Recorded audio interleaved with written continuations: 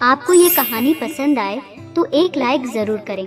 ऐसी ही और कहानियाँ देखने के लिए मेरे चैनल को सब्सक्राइब भी कर लें। हिंदू धर्म में करवा चौथ का अत्यधिक महत्व है, क्योंकि मान्यता है कि सुहागिन महिलाएं अगर ये व्रत रखती हैं, तो उनके पति की उम्र लंबी होती है और उनके दाम्पत्य जीवन में खुशियाँ आती हैं। आज के दिन महिलाएं निर्जला व्रत रखती हैं और रात में चांद देखने के बाद ही अपना व्रत तोड़ती हैं।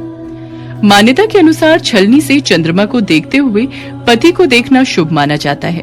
इस व्रत में भगवान गणेश, शिव, पार्वती, कार्तिक और करवा चौथ माता का पूजन किया जाता है। करवा चौथ में चांद का बहुत महत्व होता है। करवा चौथ विशेष रूप से पंजाब, उत्तर प्रदेश, हरियाणा, मध्य प्रदेश और राजस्थान में मनाया जाता है, लेकिन अब पूरे देश में इस पर्व को सुहागिन स्त्रियां बड़े हर्षोल्लास के साथ मनाती हैं। लेकिन समय के साथ इस त्योहार को मनाने के तरीके में भी परिवर्तन आया है। अब पत्नियों के साथ पति भी करवा चौथ का व्रत रखते हैं। करवा चौथ से जुड़ी एक पौराणिक कथा के अनुसार प्राचीन काल में इंद्रप्रस्थ शहर में एक दीनानाथ नाम का साहूकार रहता था। उसके 7 पुत्र और 1 पुत्री थी। पुत्री का नाम वीरा था। वीरा 7 भाइयों की एक बहन थी। सभी भाई अपनी बहन वीरा को बहुत प्यार करते थे और सभी भाई वीरा को खुश करने की कोशिश में लगे रहते थे। एक दिन, मेरा अमरूद खाने का बहुत मन है, मेरे लिए अमरूद कौन लाएगा? देखते ही देखते वीरा के 7 भाई भागकर अमरूद की खोज में गए और एक एक करके वीरा के पास अमरूदों का ढेर लग गया।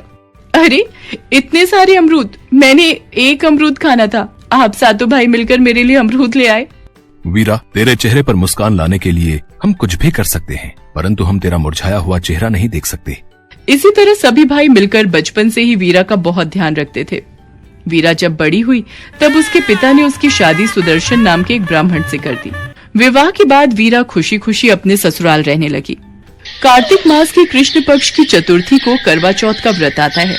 शादी के बाद वीरा का ये पहला करवा चौथ होता है और वो अपने मायके करवा चौथ का व्रत रखने के लिए आती है। वीरा, आज करवा चौथ का व्रत है और ये तुम्हारा पहला करवा चौथ है, तो इसके भी कुछ नियम होते हैं। हाँ वीरा, इस व्रत के दौरान चाकू चलाना, सिलाई, कढ़ाई, बुनाई करना और उधेड़ना मना होता है। इस बात का तुम ध्यान रखना। मेरी 7 भाभी मुझे आज सिलाई कढ़ाई का हर काम मना क्यों कर रही हैं? मायके में रहकर ही तो समय मिला है, ससुराल में तो समय ही नहीं मिलता। मैं तो अपना काम करने जा रही हूँ। हाँ। वीरा अपनी भाभीयों की बात को अनसुना करके कपड़े पर कढ़ाई का काम करने बैठ जाती है। ऐसे ही सारा दिन निकल जाता है और रात को वीरा के भाई भी काम से वापस घर आ जाते हैं। मेरे सारे भाइयों को कितने समय बाद आज एक साथ भोजन करते देख रही हूँ। तो फिर सोच क्या रही है बहन वीरा? तो भी हमारे साथ खाना खा ले। नहीं भैया, आज मेरा करवा चौथ का व्रत है। भाभीयों ने बोला है आज मेरा करवा चौथ का व्रत है, तो मैं आज चांद को अर्घ्य देकर ही खाना खाऊंगी। वीरा की बात सुनकर भाइयों से अपनी भूखी बहन का हाल देखा न गया। हम लोग अपनी बहन को इस तरह से भूखा नहीं छोड़ सकते, हमें ही कुछ करना होगा। मेरे पास एक तरकीब है, आप सब मेरे साथ आओ।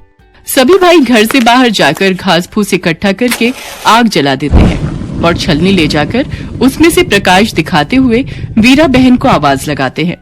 बहन बहन, चांद निकल आया है, अब तू अर्घ्य देकर भोजन कर सकती है। क्या चांद निकल आया? आओ भाभीयों, आप सब भी चंद्रमा को अर्घ्य दे लो। ये तेरा चांद है जो तेरे भाइयों ने तेरे लिए निकाला है, अभी हमारा चांद नहीं आया। कोई बात नहीं आना तो आप सब मत आओ, मैं तो चांद को अर्घ्य देकर भोजन करने बैठ रही हूँ। मुझे तो बहुत जोरों की भूख लग रही है। वीरा भाइयों के बहकावे में आकर अर्घ्य देकर अपने भाइयों के साथ खाना खाने लगती है। तो पहले निवाले में बाल आ जाता है, दूसरे निवाले में कंकर और तीसरे में ससुराल से संदेश आ जाता है। क्या हुआ वीरा, भोजन से उठ क्यों गई? पता नहीं, भोजन के पहले निवाले में बाल आ गया, दूसरे निवाले में कंकड़ और अब तीसरा निवाला खाने की इच्छा ही नहीं है। तभी वीरा के ससुराल से कोई आता है। लगता है वीरा के लिए करवा चौथ का कोई सामान आया हो। सुदर्शन बाबू की तबीयत बहुत खराब हो गई है, जल्दी वीरा भाभी को घर बुलाया है। क्या दामाद जी की तबीयत खराब हो गई? मैं तभी बोल रही थी वीरा कि अपना करवा चौथ का व्रत खंडित मत कर, अपने भाइयों की बात में मत आओ, पर तुमने हमारी एक नहीं सुनी। अरे अब बस भी करो, उसकी हालत तो देखो पहले, उसे ससुराल पहुंचने तो दो। पता नहीं दामाद जी की तबीयत को अचानक क्या हो गया। वीरा रोती रोती अपने ससुराल वापस चली जाती है। जब वीरा ससुराल पहुंचती है तो देखती है उसका पति पूरी तरह से पत्थर बना होता है। वीरा ने जितनी सुइयां सिलाई पिरोने में लगाई थी, उतनी सुइयां उसके पति के सिर में चुभी होती हैं। हे माँ करवा चौथ, मेरे से भूल हो गई। मैंने अपनी भाभीयों की बातों को नहीं माना और अपने भाइयों की बातों में आ गई। मुझे क्षमा कर दो माँ। स्वामी, मैं आपको कुछ नहीं होने दूंगी। मेरी गलती की सजा आपको नहीं मिलेगी। मैं आपको ठीक करूंगी, चाहे मुझे कितना भी वक्त लग जाए, मेरा वादा है। वीरा, इन सब बातों का कारण हम भाई ही हैं, पर तू ये कठिन कार्य कैसे करेगी? मुझे माँ करवा चौथ पर विश्वास है। वो मेरी पुकार जरूर सुनेंगी और मेरे पति को ठीक कर देंगी। करवा चौथ माता तो ममता की देवी हैं, इसलिए वो मेरा साथ जरूर देंगी और वही मुझे हिम्मत देंगी। वीरा के भाई उसे आशीर्वाद देकर वापस चले जाते हैं। वीरा को अपनी गलती का एहसास होता है और वो अपने पति के सिर में से उन सुइयों को हर रोज निकालती। इस तरह पूरा साल बीत जाता है और अगले साल फिर करवा चौथ का व्रत आता है। वीरा फिर सभी रीति रिवाज के साथ व्रत रखती है। वो जब अपने पति का सिर गोदी में रखकर सुइयां निकाल रही होती है, तब बाहर करवे बेचने वाला आता है। लगता है करवे बेचने वाला आया है। गोली, तुम इनका ध्यान रखना, मैं बाहर से करवा खरीद कर लाती हूँ। वीरा बाहर करवा खरीदने चली जाती है।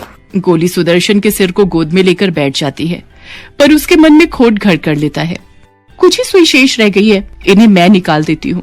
जैसे ही नौकरानी गोली आखिरी सुई निकालती है, वैसे ही वीरा का पति सुदर्शन होश में आ जाता है और वो गोली को वीरा समझ बैठता है और जो वीरा थी उसे गोली समझ लेता है। इस तरह जो वीरा थी वो गोली बन गई और जो गोली थी वो वीरा बन गई। पर वीरा चुप रहती है और उस वक्त अपने पति से कुछ नहीं कहती। मेरे पति ठीक हो गए, मुझे और कुछ भी नहीं चाहिए। कोई बात नहीं, अगर वे मुझे भूल गए हैं, एक दिन इनको सब कुछ याद आ जाएगा, ये मेरा विश्वास है, और गोली का झूठ सामने आ जाएगा। यदि मैंने इस वक्त इन्हें कुछ कहा तो इनकी तबीयत और न खराब हो जाए। मुझे चुप रहना होगा। इस तरह वीरा नौकरानी बनकर गोली की जगह वहाँ रहने लगती है और गोली वीरा बनकर। एक दिन सुदर्शन को किसी काम से बाहर जाना पड़ता है, तो वो गोली जो कि वीरा बनी थी उसे पूछता है, वीरा, तुम्हारे लिए क्या लाऊं? मेरे लिए बाजार से हार श्रृंगार लेकर आना। साहब, मेरे लिए काठ की गुड़िया लेकर आ सकते हैं, आपकी बड़ी मेहरबानी होगी। हाँ हाँ गोली, तुम हमारे घर में बहुत पुरानी नौकरानी हो, मैं तुम्हारे लिए काठ की गुड़िया ले आऊंगा। इस तरह सुदर्शन जब बाहर जाता है तो बाजार से एक गुड़िया और हार श्रृंगार का सामान लेकर आता है और दोनों को दे देता है। इस तरह वीरा जो कि गोली बनी होती है, वो हर रोज अपने कमरे में काठ की गुड़िया से बातें करती थी। जो वीरा थी वो गोली बन गई और जो गोली थी वो वीरा बन गई। गोली, ये तुम रोजाना क्या बोलती रहती हो? नहीं साहब, मैं तो बस ऐसे ही। यदि तुम मुझे सच नहीं बताओगी कि तुम्हारे मन में क्या चल रहा है, तो तुम मेरी तलवार की धार जानती हो। नहीं नहीं, आप क्रोधित मत होइए। क्रोध में आना आपकी सेहत के लिए हानिकारक है। मैं आपको सब सच बताती हूँ। वीरा जो कि गोली बनी होती है, वो सुदर्शन को सारी सच्चाई बता देती है। तब सुदर्शन को भी सारा कुछ याद आ जाता है। फिर सुदर्शन गोली जो कि रानी बनी होती है, उसे घर से बाहर निकाल देता है। वीरा को अपने पति के लिए अटूट प्रेम का फल प्राप्त हो जाता है और उस दिन के बाद से वीरा हर वर्ष पूरे विधि विधान से करवा चौथ का व्रत रखती है। भाई भाभीयों के आशीर्वाद से और माँ करवा चौथ की कृपा से वीरा अपने पति सुदर्शन के साथ फिर से खुशी खुशी सुखमय जीवन यापन करने लगती है।